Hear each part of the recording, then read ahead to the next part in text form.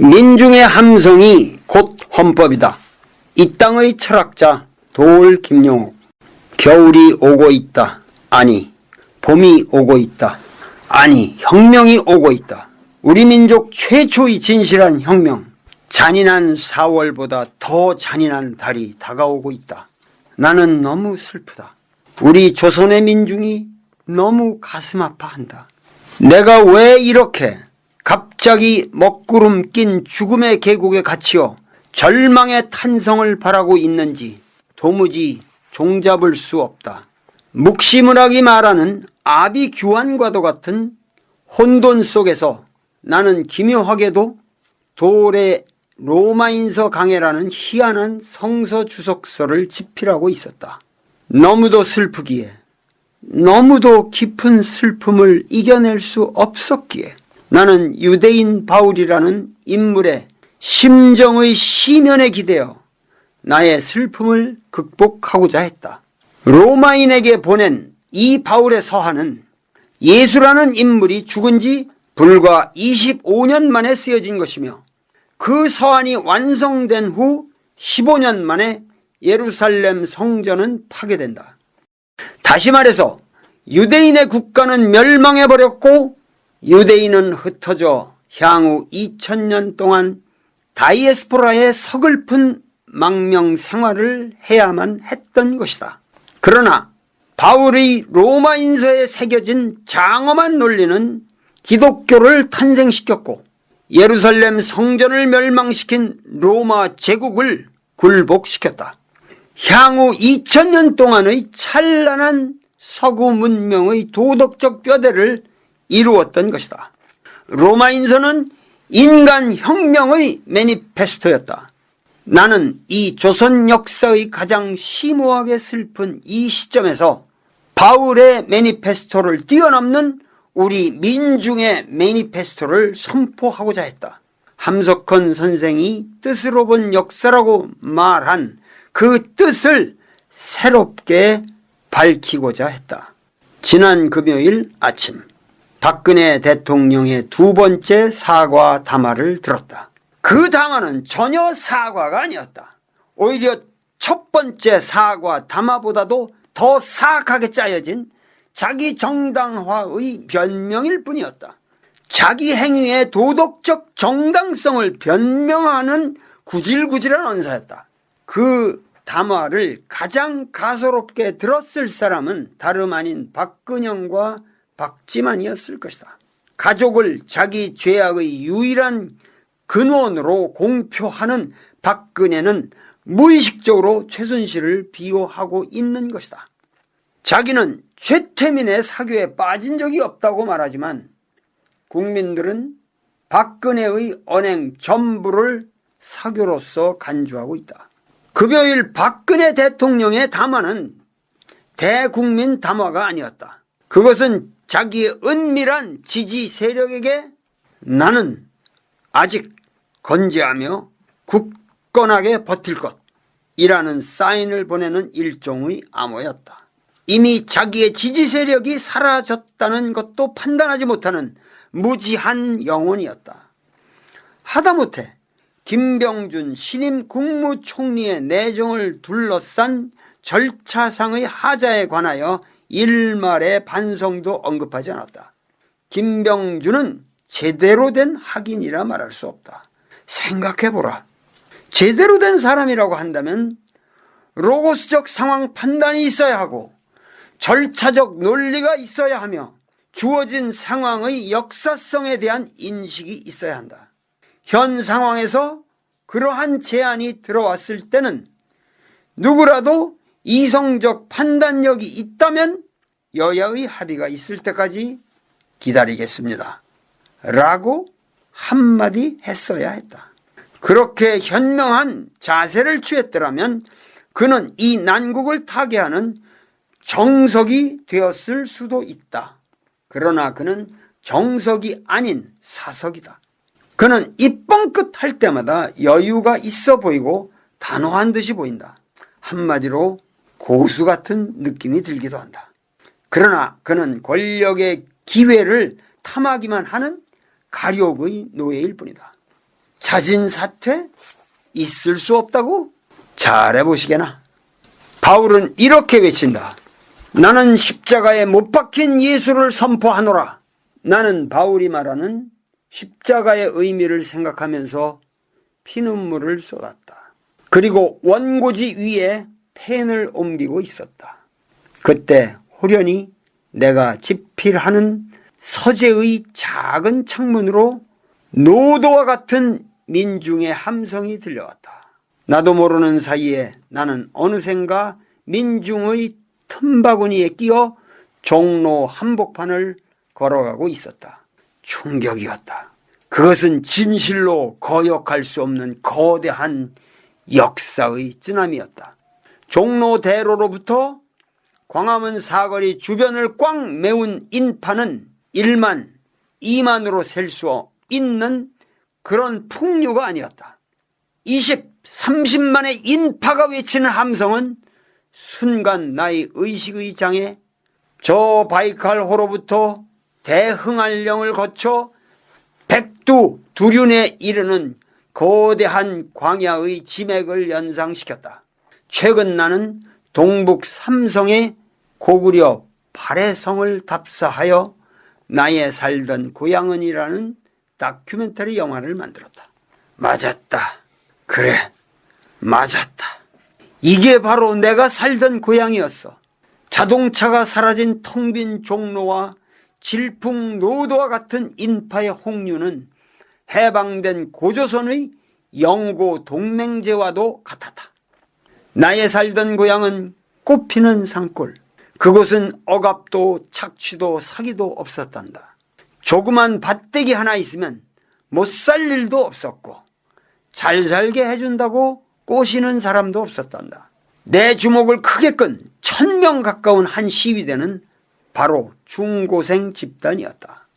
중고생이 일어났다. 중고생이 분노했다. 박근혜는 물러가라. 사과 말고 사퇴하라. 새누리도 공범이다. 재벌기업 해체하라.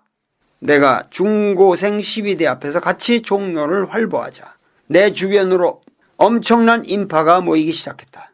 선생님, 저 기억 못하세요? 고대 농학대 82학번 아무개예요. 저 선생님하고 같이 길거리 데모하면서 체류탄도 무척 함께 뒤집어 썼잖아요. 아, 그래 맞다. 네 아무개 아니냐? 이렇게 저렇게 나는 또다시 30년 전 6월 항쟁의 열풍으로 되돌아가고 있었다. 나는 당시 왕정이냐 민주냐 라는 글을 발표하고 단식에 돌입했다. 대학생 박종철 군의 고문살인 조작, 은폐로 시작하여 이한열 군의 사망에 이르기까지 군부 독재 타도 호원 철폐를 외치던 민중의 민주화를 향한 절규는 드디어 100만 인파를 이루어 서울시청 앞 광장으로 향하는 노제의 장엄한 광경을 노정시켰다. 그러나 1987년 6월 항쟁과 현금의 11월 항쟁은 매우 성격이 다르다.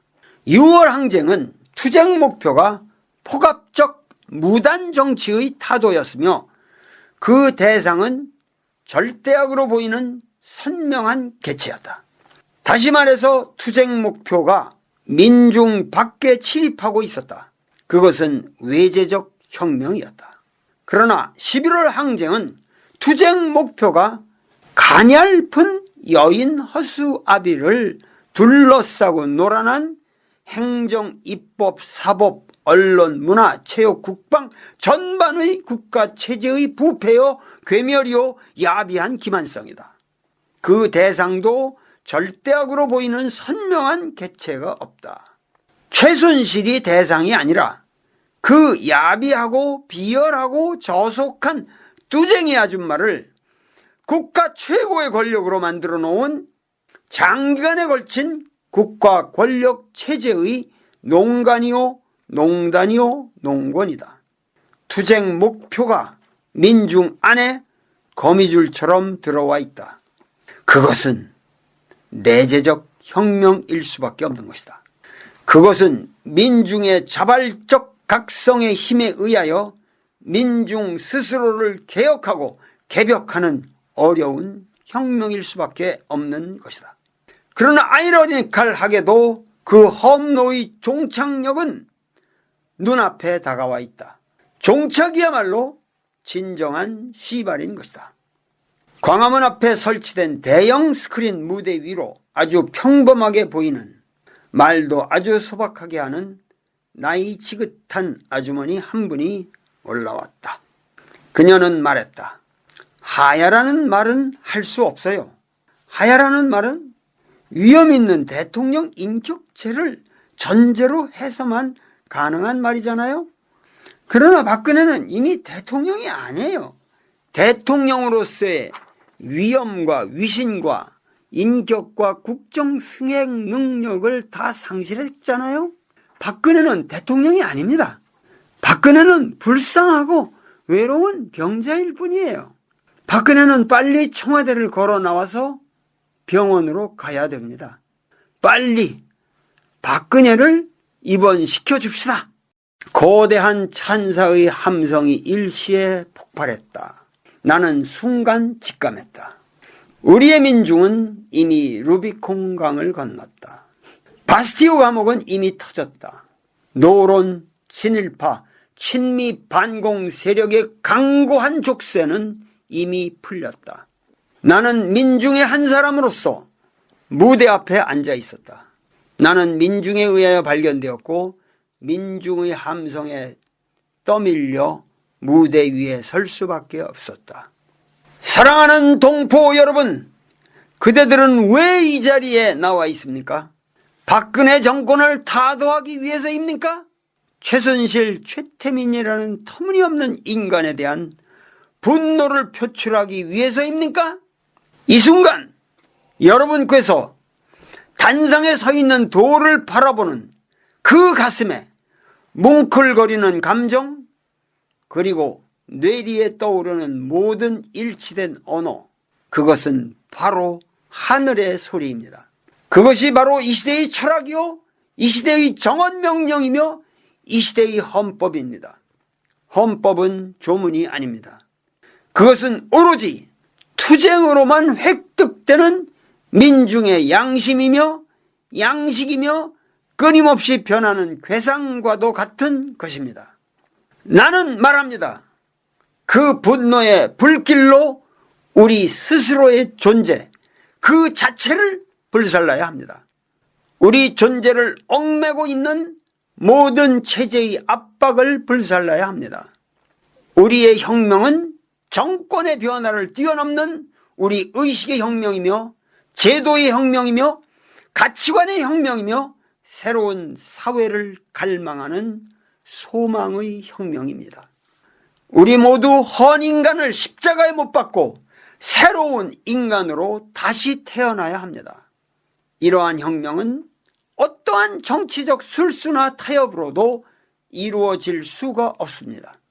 오직 순결한 민중의 순결한 의지의 표출로서만 가능한 혁명입니다. 어떠한 감언 이설의 교사에도 속지 마십시오. 명이 혁파될 때까지 조금도 행진을 늦추지 마십시오. 혁명 완수의 그날까지 행진, 행진, 행진! 이것은 과연 무슨 말인가?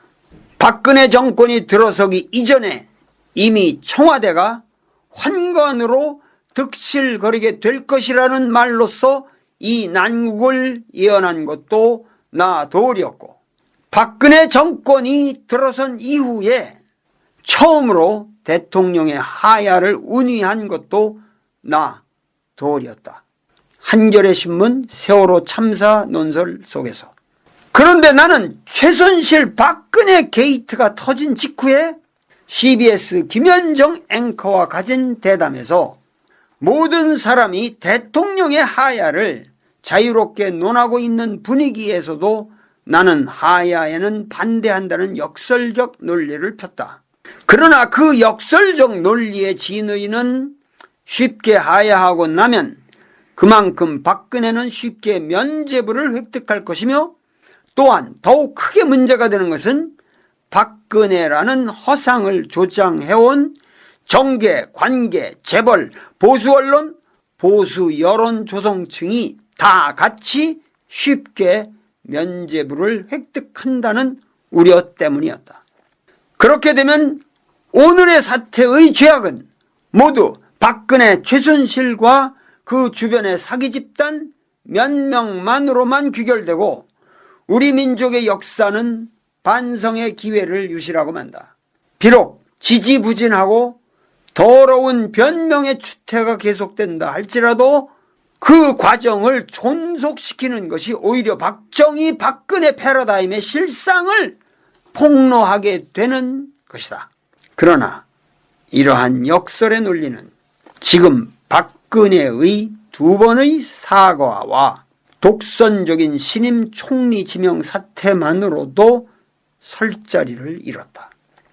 박근혜는 이미 대통령의 직무 수행이 불가능한 금치산자와도 같은 인물이 되어버렸고 대통령직을 유지할 수 있는 도덕적 근거인 민심이 완벽하게 이반되어 버렸다.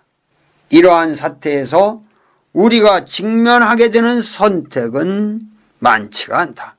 박근혜의 대통령직 유지는 국가의 혼란과 국민의 분노와 정계의 부도덕성을 증가시킬 뿐이다. 지금 정가에서 나도는 해법은 세 가지로 요약된다. 1. 하야. 2. 탄핵. 3. 거국내각. 우선 우리 국민은 하야와 탄핵이 전혀 다른 차원의 문제라는 것을 알아야 한다. 탄핵은 현행법 질서 내에서 이루어지는 정당 간의 합의에 의한 정치적 프로세스이다.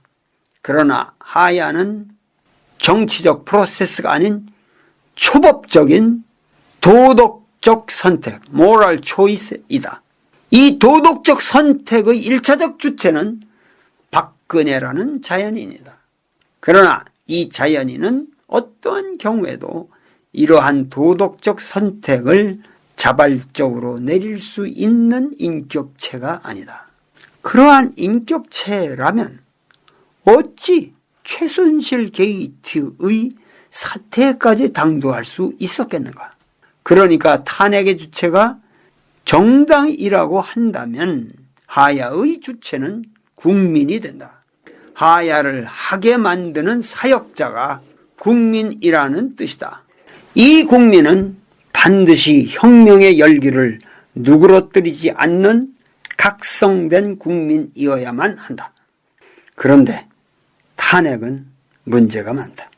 정당 간의 합의도 어렵고 최종적으로 헌재의 판결을 거쳐야 하는데 이 전 과정은 장기화될 것이며 박근혜는 면죄와 휴식과 도덕적 마비를 얻는다. 그리고 헌재의 판결은 국민이 바라는 결과를 초래하지 않으리라는 전망이 강하다. 국민의 소망이 물거품이 되고 마는 것이다. 기실, 탄핵은 국민의 입장에서는 헛수고일 뿐이다. 그렇다면 거국내각이란 무엇인가? 국민들이 이 말의 함의를 정확히 깨닫기에는 너무도 많은 역사적 언어가 필요하다.